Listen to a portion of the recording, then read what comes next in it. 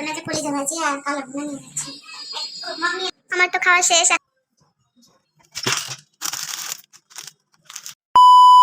আসসালামু আলাইকুম। আমার আম্মু অসুস্থ বলে ভিডিওটা আমি করছি। তো এখানে আমার বোন আমার ফ্রেন্ডের সাথে ফোনে কথা বলছিল, আর আজকে আমি নুডলস রান্না করব, ওই জন্য আমি নুডলসটাকে বের করে নিলাম। স্পাইসি নুডলস হবে আজকে। আর এখানে চুলায় একটা প্যান বসিয়ে দিয়েছি। কেউ ভিডিওটা স্কিপ করবেন না, পুরো ভিডিওটা দেখার জন্য আমার সাথেই থাকুন। আমি এখানে নুডলসটাকে ভেঙে নিয়েছি, আর অর্ধেক করে দিচ্ছি, কারণ এত বেশি খাওয়া যাবে না। এটা স্পাইসি নুডলস রান্না করব, তো ওই জন্য সয়া সস দিয়ে। দেখি আমার আম্মু কি করে।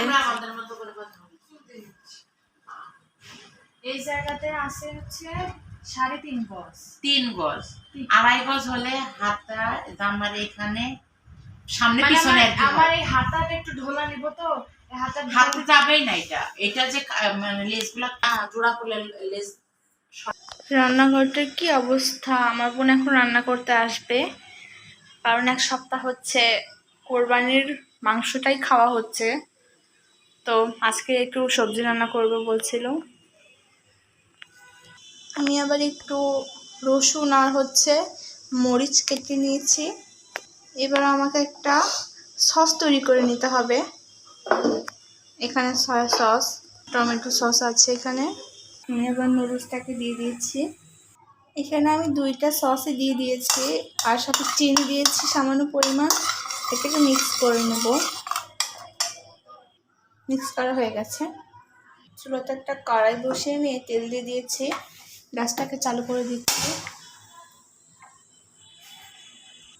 এবার আমি এর ভিতরে এগুলো দিয়ে দিলাম, রসুন আর মরিচ। আমি এর ভিতরে নুডলসটাকেও দিয়ে দিয়েছি এবং ওই সসটাকেও দিয়ে দিয়েছি এবং নুডলসের মশলাটাও দিয়ে দিয়েছি। ভালো করে হয়ে গেলে নামিয়ে নেব। আমার রান্না করা ডান। এখন আমি এটাকে খাবো। বাবার জন্য যে কলিজা ভাজি আর কালো ভুনা নিয়ে যাচ্ছি। আমার তো খাওয়া শেষ। এখন আমার বোন রান্নার জন্য লাউ কেটে নিচ্ছে। বাহ, অনেক সুন্দর। আজকে রান্না করব এই লাউ দিয়ে মাছ দিয়ে ঝোল। এটা অনেকে খেয়েছেন কিনা জানি না, আমরা খাই। তো হয়তো অনেকে মাংস দিয়ে খান, মুরগির মাংস, গরুর মাংস, হয়তো এগুলো দিয়ে খান, কিন্তু আমরা মাছ দিয়ে ঝোল করি। অনেক স্বাদ হয় খাইতে। আর লাউ যেহেতু একটা ঠান্ডা তরকারি, খেতেও অনেক মজা হয়। তো আমি কিভাবে রান্না করি আপনারা দেখতে থাকুন। লাউগুলো আমি ছিলে নিয়েছি, যে এভাবে ছিলতে হবে যেন সবুজ সবুজ অংশ না থাকে, তাইলে তেতো লাগবে। অনেকটা বীজ হয়ে গেছে, টানছে অনেকদিন হলো, তো বীজ হয়ে গেছে। যদি জালি থাকতে রান্না করতাম তাহলে এতটা বীজ হইতো না। লাউটা যেহেতু মোটামুটি অনেক বড়ই আছে, তো এটা তো মানে ছোট কোনো কড়াই রান্না করা যাবে না। তো এই লাউটা রান্না করতে গেলে একটু বড়সড় পাত্র হলে ভালো হয়, তাহলে লাউ ভেঙে যাওয়ার আশঙ্কা কম থাকে। আর ছোট পাত্রে কিন্তু নাড়াচাড়া করতে অসুবিধা হয়, তা আমি বড় পাত্রেই রান্না করব। এখানে ভাতটাও হয়ে গেছে রান্না।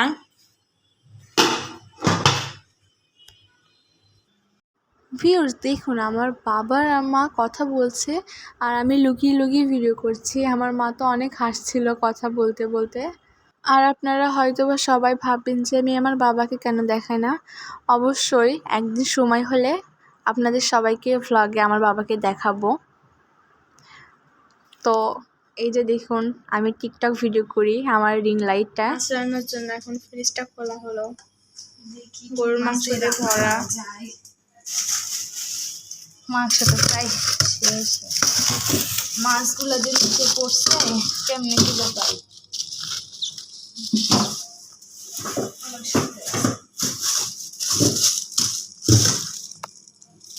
তুলতেই পারতেছে না, এত শক্ত হয়ে গেছে।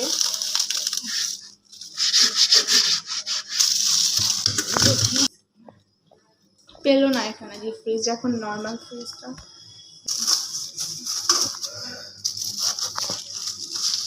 ডিপ ফ্রিজ তেমনটা করা নাই। আমার বোন একটা মাছ খুঁজছিল, তো অনেক খোঁজাখুঁজির পর মাছটা পেল। আমার আম্মু বলছিল আমি একটু টিভি দেখবো, টিভিটা চালু করে দাও। তো আম্মুকে চালু করে রিমোটটা দিয়ে যাব রান্নাঘরে। দেখি আমার বোন ওখানে কি করছে। আর দেখুন ভিউয়ার্স, আমার ফেভারিট একটা নায়িকা মেহজাবিন আপু। রাত বাজে 9টা, এখন রান্না বসিয়ে দিয়েছে। আম্মু একা একা বসে বসে টিভি দেখছে।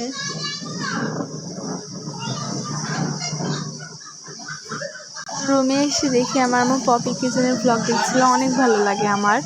এখানে প্রায় রান্না করা শেষ।